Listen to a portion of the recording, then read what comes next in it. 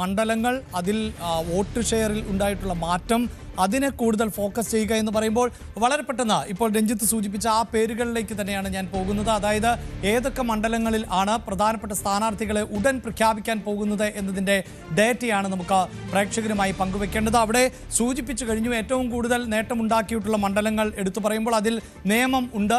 നേമത്ത് രാജീവ് ചന്ദ്രശേഖർ എന്ന സ്ഥാനാർത്ഥി നേരത്തെ തന്നെ പ്രഖ്യാപിച്ചു കഴിഞ്ഞതാണ്. പ്രസ് ക്ലബ്ബിൽ അദ്ദേഹം തന്നെയാണ് പറഞ്ഞത് താൻ നേമത്ത് മത്സരിക്കാൻ പോകുന്നു എന്ന കാര്യം. നേമം മാത്രമല്ല, തിരുവനന്തപുരത്തെ മറ്റു മേഖലകൾ, വട്ടിയൂർക്കാവ് ഇപ്പോൾ തന്നെ വിവാദമായി നിൽക്കുന്നത് വട്ടിയൂർക്കാവുമായി ബന്ധപ്പെട്ടാണ്. അതിലേക്ക് വരാം. പക്ഷേ ഇപ്പോൾ നമ്മൾ ഈ വാർത്ത പങ്കുവയ്ക്കുമ്പോൾ വട്ടിയൂർക്കാവിൽ ആ ശ്രീലേഖയായിരിക്കും മാറ്റുരയ്ക്കാൻ പോകുന്നത് എന്ന് വേണം നമുക്ക് മനസ്സിലാക്കാൻ. അതുപോലെ പ്രധാനപ്പെട്ട മറ്റു മണ്ഡലങ്ങളിൽ കൂടി പരിശോധിക്കുമ്പോൾ കഴക്കൂട്ടത്ത് വി മുരളീധരൻ, മുൻ കേന്ദ്രമന്ത്രി കൂടിയായിരുന്ന വി മുരളീധരൻ സ്ഥാനാർത്ഥിയായി എത്തും എന്ന സൂചനകൾ ആണ് ലഭിച്ചുകൊണ്ടിരിക്കുന്നത്. ഇതുപോലെ പ്രധാനപ്പെട്ട അല്ലെങ്കിൽ വിജയസാധ്യത കൂടുതലുള്ള മണ്ഡലങ്ങളിൽ എല്ലാം തന്നെ കരുത്തരായ സ്ഥാനാർത്ഥികളെ ആയിരിക്കും രംഗത്തിറക്കുക എന്നതാണ് നമുക്ക് മനസ്സിലാക്കാൻ സാധിക്കുന്നത്. ശോഭാ സുരേന്ദ്രൻ അടക്കം കഴിഞ്ഞ ലോക്സഭാ തെരഞ്ഞെടുപ്പിൽ വലിയ തോതിൽ വോട്ട് പിടിച്ചവർ ആണ്. ചെങ്ങന്നൂരിൽ സന്ദീപ് വചസ്പതി ആയിരിക്കും സ്ഥാനാർത്ഥി എന്നതാണ് അറിയാൻ സാധിക്കുന്നത്. ഒപ്പം കാട്ടാക്കടയിൽ PK കൃഷ്ണദാസിനെ രംഗത്തിറക്കും. കാട്ടാക്കടയിൽ നേരത്തെ തന്നെ സൂചിപ്പിച്ചു വലിയ തോതിൽ വോട്ട് വിഹിതം 40,000-ഓളം വോട്ട് ലഭിച്ചു എന്നതാണ് കണക്കുകൂട്ടൽ. അങ്ങനെ തന്ത്രപ്രധാനമായി BJP കണക്കാക്കുന്ന മേഖലകളിൽ കൊടുങ്ങല്ലൂർ, അതോടൊപ്പം തന്നെ തൃശ്ശൂർ, കെ സുരേന്ദ്രൻ 2 മണ്ഡലങ്ങളിൽ ആണ് സാധ്യത കാണുന്നത്. തൃശ്ശൂരിൽ സുരേഷ് ഗോപി വലിയ തോതിൽ മുന്നേറ്റം നടത്തിയ ഒരു പശ്ചാത്തലം കൂടിയുണ്ട്. നിയമസഭാ തെരഞ്ഞെടുപ്പിലും ഒപ്പം ലോക്സഭാ തെരഞ്ഞെടുപ്പിൽ സുരേഷ് ഗോപി വിജയിക്കുകയുമൊക്കെ ചെയ്ത പശ്ചാത്തലമുണ്ട്. അതുപോലെ തന്നെ പ്രധാനപ്പെട്ടതാണ് മലമ്പുഴ എന്നത്. മലമ്പുഴയും BJP വലിയ പ്രതീക്ഷ പുലർത്തുന്നതാണ്. അതേസമയം മഞ്ചേശ്വരത്തെ ഇത്തവണ ML അശ്വിനി ആയിരിക്കും എന്ന സൂചനയാണ് ഇപ്പോൾ പുറത്തു വരുന്നത്. നേരത്തെ അവിടെ സുരേന്ദ്രൻ ആണ് മത്സരിച്ചിരുന്നത്.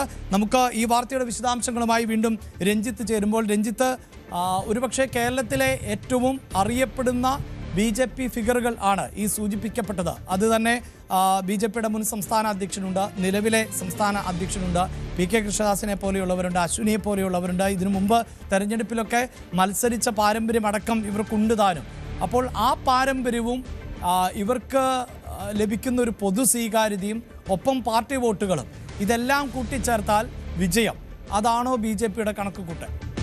എന്തായാലും ഈ 9 മണ്ഡലങ്ങൾ നമ്മൾ നേരത്തെ പറഞ്ഞതുപോലെ അഭിലാഷ് 40,000-ന് മുകളിൽ 40,000 വരെയൊക്കെ വോട്ട് പിടിച്ച മണ്ഡലങ്ങളാണ് ഈ 9 മണ്ഡലങ്ങൾ. വേണമെങ്കിൽ BJPയുടെ A ക്ലാസ് മണ്ഡലങ്ങൾ എന്ന് വിശേഷിപ്പിക്കാവുന്ന മണ്ഡലങ്ങൾ തന്നെയാണ്. ഇവിടെ ലോക്സഭാ തെരഞ്ഞെടുപ്പിലും പിന്നീട് നടന്ന തദ്ദേശ തെരഞ്ഞെടുപ്പിലുമൊക്കെ വലിയ നേട്ടം BJP അപ്രതീക്ഷിതമായ നേട്ടം ഉണ്ടാക്കിയ മണ്ഡലങ്ങളാണ് എന്നതാണ് നമുക്ക് വ്യക്തമാകുന്നത്. അവിടെ നേമത്ത് രാജീവ് ചന്ദ്രശേഖർ മത്സരിക്കും എന്ന കാര്യത്തിൽ യാതൊരു സംശയവുമില്ല. കാരണം നേമം BJPയുടെ ഗുജറാത്താണ് എന്ന് പറഞ്ഞാണ് കഴിഞ്ഞ തവണ കുമ്മനം രാജശേഖരൻ അവിടെ മത്സരിച്ചത്. പക്ഷേ K മുരളീധരൻ അവിടെ മത്സരിക്കാൻ എത്തിയപ്പോൾ കുമ്മനത്തിന് പരാജയം ഏറ്റുവാങ്ങേണ്ടി വന്നു. 9,000-ൽ പരം വോട്ടുകൾ മാത്രം UDF നേടിയ ഒരു സ്ഥലത്ത് 36,000 വോട്ടുകളിലേക്ക് മുരളീധരൻ സമാഹരിച്ചപ്പോൾ അവിടെ കുമ്മനത്തിന് പരാജയം രുചിക്കേണ്ടി വന്നു. അതിനു മുൻപ് O രാജഗോപാൽ MLA ആയിരുന്ന മണ്ഡലം കൂടിയാണ്. സ്വാഭാവികമായും BJP ഒരു ഷുവർ സീറ്റായി നേമം മണ്ഡലത്തെ കാണുന്നു എന്ന കാര്യത്തിൽ സംശയമില്ല. അവിടെ തങ്ങളുടെ സംസ്ഥാന അധ്യക്ഷൻ രാജീവ് ചന്ദ്രശേഖർ മത്സരിക്കുന്ന എന്ന കാര്യത്തിലും ഏതാണ്ട് ഉറപ്പായിട്ടുണ്ട്. കാരണം അവിടെ അത്തരത്തിലുള്ള നീക്കങ്ങൾ രാജീവിൻ്റെ ഭാഗത്തു നിന്ന് ഉണ്ടായിട്ടുണ്ട്, സംശയമില്ല. മറ്റൊരു പേര് അവിടെ പരിഗണന ഇല്ല എന്നുള്ളത് തന്നെയാണ് ഏറ്റവും പ്രധാനപ്പെട്ട ഒന്ന്. മറ്റൊന്ന് വട്ടിയൂർക്കാവാണ്.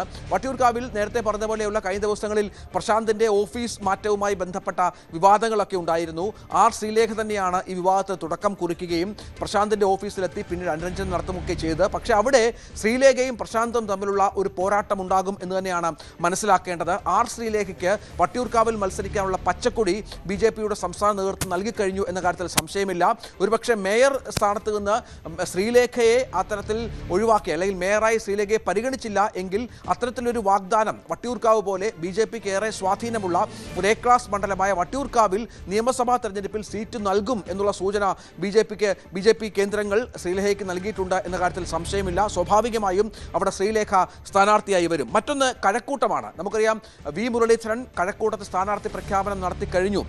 സംസ്ഥാന അധ്യക്ഷനെ പോലെ തന്നെ താൻ നിയമസഭാ തെരഞ്ഞെടുപ്പിൽ മത്സരിക്കാൻ ആഗ്രഹമുണ്ട് താല്പര്യമുണ്ടെന്നും തനിക്ക് മത്സരിക്കാൻ ഇഷ്ടപ്പെട്ട സ്ഥലം കഴക്കൂട്ടമാണ് എന്നുള്ള വിവരവും വി മുരളീധരൻ കഴിഞ്ഞ ദിവസം പങ്കുവച്ചത് നമ്മൾ കണ്ടതാണ്. അത് വളരെ പ്രധാനപ്പെട്ട ഒരു വാർത്തയാണ്. കാരണം കഴിഞ്ഞ കുറേ ദിവസങ്ങളായി കഴക്കൂട്ടം കേന്ദ്രീകരിച്ചുള്ള പ്രവർത്തനത്തിൽ വി മുരളീധരൻ മുന്നിലാണ്.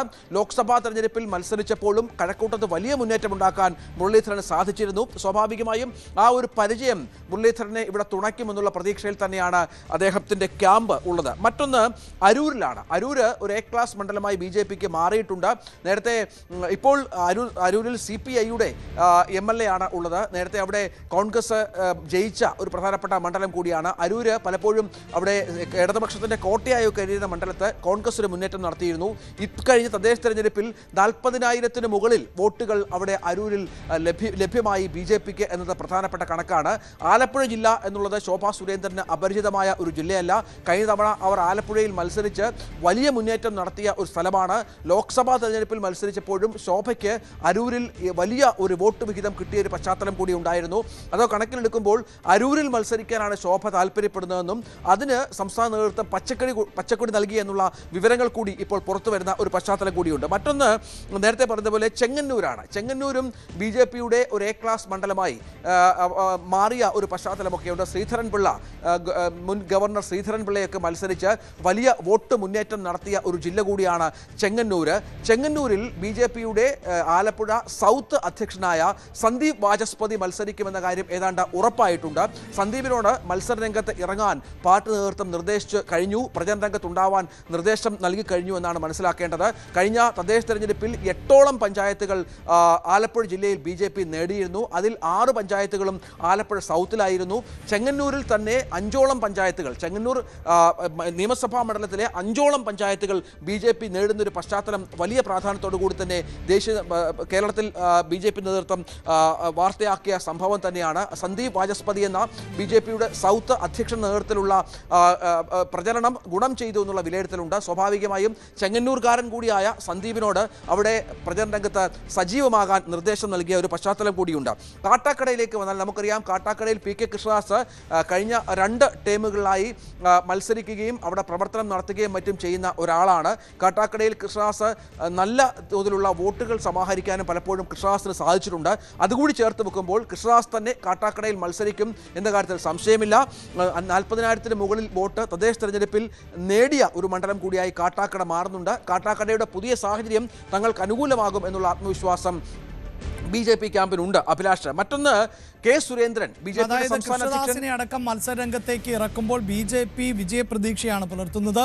ഇനി നമുക്ക് സ്വാഭാവികമായും അറിയേണ്ടത് എന്തുകൊണ്ട് സുരേന്ദ്രനെ മാറ്റി പരീക്ഷിക്കുന്നു, അശ്വിനിക്ക് ഇടം നൽകുന്നു എന്നതാണ്. ഞാൻ അതിലേക്ക് വരാം രഞ്ജിത്ത്. നമുക്ക് ഒരു ഇടവേള എടുക്കേണ്ടത് അനിവാര്യമാണ്. എന്തായാലും BJP ഇത്തവണ വലിയ മുന്നേറ്റം നടത്തും എന്ന് പ്രതീക്ഷിക്കുന്ന ഒരു സാഹചര്യമുണ്ട്. BJP പ്രവർത്തകരും ഒക്കെ വലിയ ആവേശത്തിലാണ്. കാരണം തലസ്ഥാന നഗരി അവർക്ക് പിടിച്ചെടുക്കാൻ സാധിച്ചുവെങ്കിൽ അതുപോലെ ഒരു പ്രവർത്തനം നടത്തിയാൽ തങ്ങൾ ഫോക്കസ് ചെയ്യുന്ന മേഖലകളിൽ വിജയിക്കാൻ സാധിക്കും. അതിപ്പോൾ പരക്കെ കേരളത്തിൽ എന്നുള്ളതല്ല എന്നതാണ് നമുക്ക് ഓർത്തെടുക്കേണ്ടത്. ആ വാർത്തയുടെ വിശദാംശങ്ങളിലേക്ക് തന്നെ വരാം. അതിനു മുമ്പ് ഒരു ഇടവേള അനിവാര്യമാണ്.